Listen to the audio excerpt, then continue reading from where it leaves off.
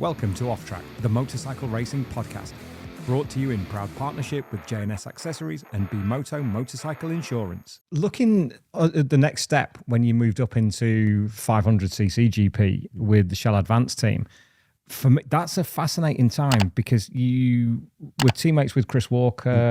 He just come second in the British Superbike Championship to Neil Hodgson. And I remember reading his book and the issues that he had. He wasn't allowed to move anything on the bike. It's a Honda, go and ride it. Did you experience those same restrictions?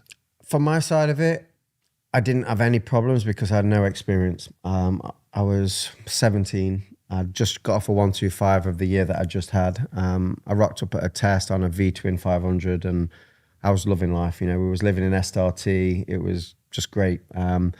Riding side of it, I think I crashed twice every weekend, but it didn't matter. I was on a V-twin. There was no pressure. My actual results was quite competitive.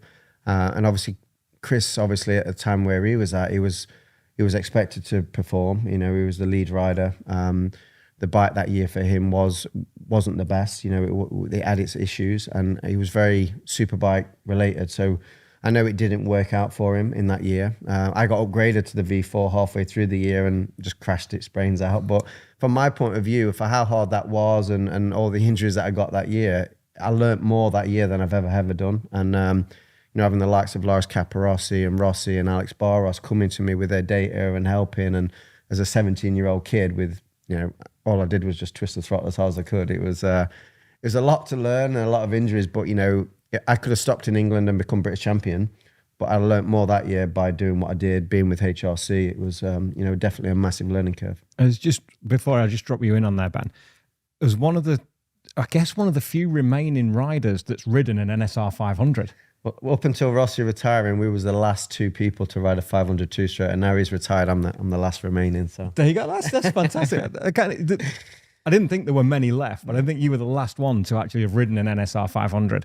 And when you're kind of my age and you've grown up through the Rothmans Honda years and you've seen Wayne Gardner, Freddie Spencer, Mick Doohan, what is an NSR 500 like to ride? Honestly, I probably underestimated it when I first went there, but there's certain places, if people's ever rode Bruno, I remember high-siding there in fifth gear. It's a place that at the point that I crashed, you shouldn't even be able to crash, but it had that much power and it was such like a light switch. You could never underestimate like on how aggressive it could be.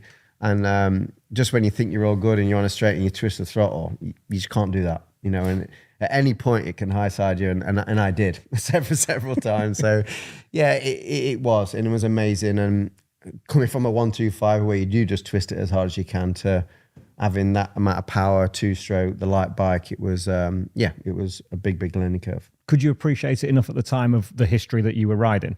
Or do you look back now and think, damn, that was pretty cool? It was amazing, and looking back, I would not change it. Now, what I've experienced through my career, I could have approached it in probably a lot better way.